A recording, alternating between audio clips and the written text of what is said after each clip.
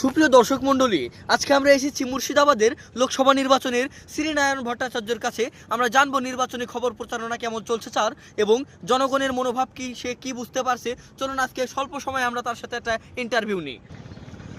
আচ্ছা ভাই, আপনি দাদা কেমন আছেন? খুব ভালো দাদা, খুব ভালো আছি, কোনো সমস্যা নেই। নির্বাচন সামনে, ভোট দেবেন। আচ্ছা, বলছি যে আপনি জনগণের মনোভাব কেমন বুঝতে পারছেন? জনগণের মনোভাব হইল ওরা এই আব্বার ছাড়া কারোর ভোট দেবে না। আচ্ছা আচ্ছা, আপনার জনগণ আপনার কাছে কি কিছু চাওয়া পাওয়া দেখিয়েছে? জনগণের চাওয়া পাওয়া হলো, তার চাওয়া পাওয়াই হলো যে বৌদিগুলো আমাকে চায়। আচ্ছা আচ্ছা, বৌদিগুলো আমাকে চায় যে তারা আমাকে ভোট দিয়ে তাদের সংসারের সাথে জড়িত করতে চাচ্ছে। আচ্ছা আচ্ছা, আপনারা সকলেই সহযোগিতা করবেন। আচ্ছা। আর পাশের ব্যক্তিরা কি আপনার পাশে? ইনি কে? ইনি ও কন্তে এসে আমি জানি না, বাগানতে কন্তে উঠে এসে। হ্যাঁ দাদা, আপনি কেমন আছেন? আমি রাগ করেছি। কেন কেন রাগ করেছেন কেন? আপনি ওর কাছে গেলেন কি করতে আগে? ও বেশি কিউট না আমি বেশি কিউট? হ্যাঁ, আচ্ছা দাদা, হলো বলছি যে আপনার নির্বাচনী প্রচারণা কেমন চলছে?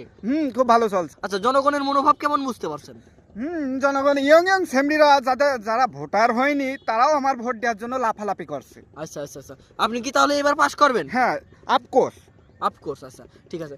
দাদা, সে নাকি পাশ করবে এবার নিশ্চয়তা দিয়েছে, জনগণ নাকি তাকে ভোট দেওয়ার জন্য উৎসাহ হয়ে গেছে।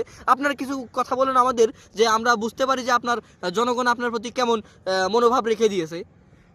তার কথার বার্তা শুনে মনে হয় যে দিনের বেলায় চাঁদ দেখছে, ওইটা কোনো বিষয় না।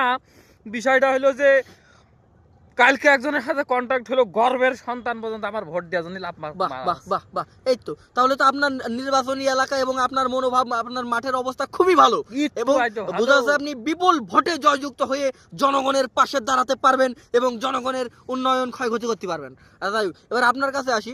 আচ্ছা, আপনি জনগণের সাথে সবসময় দেখি মনোভাব নিয়ে ব্যস্ত থাকেন, জনগণের সাথে হাইউটোস করেন। হাসি খুশি। আচ্ছা, আপনি কি তাহলে নিশ্চিত যে আপনি পাস করছেন? অফকোর্স।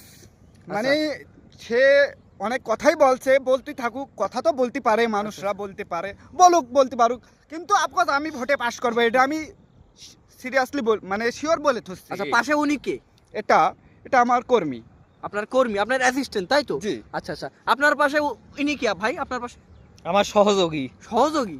আচ্ছা, তার মানে আপনারা, আচ্ছা আমরা ফুল ফ্রেমে আপনাদেরকে একটু দেখাই যে এই যে আপনারা চারজন আছেন, এই দুই পাশের লোক এক পক্ষ, এই দুই পাশের লোক আর এক পক্ষ। এই দুই পক্ষ নির্বাচন হচ্ছে সামনের মাসের যে তারিখে নির্বাচন হবে। আমরা দেখব যে কারা নির্বাচনে জয়যুক্ত হয়। এবং আপনারা কি মারামারি করবেন নাকি নির্বাচনের দিন? এরকম কোনো প্ল্যানিং আছে?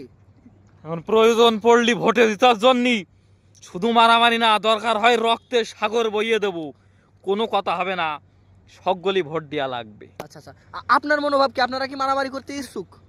এ কথা আবার বলতে শুয়াই ফেলাই দেবো ভোটে পাস করার জন্য কি? শুয়াই ফেলাই দেবো একদম কুপি, একদম শুয়াই ফেলাই দেবো। হ্যাঁ। আচ্ছা, এই তুই হুমকি কাট দিলি, এই আমার বলে তো ছিঁড়ে গেল।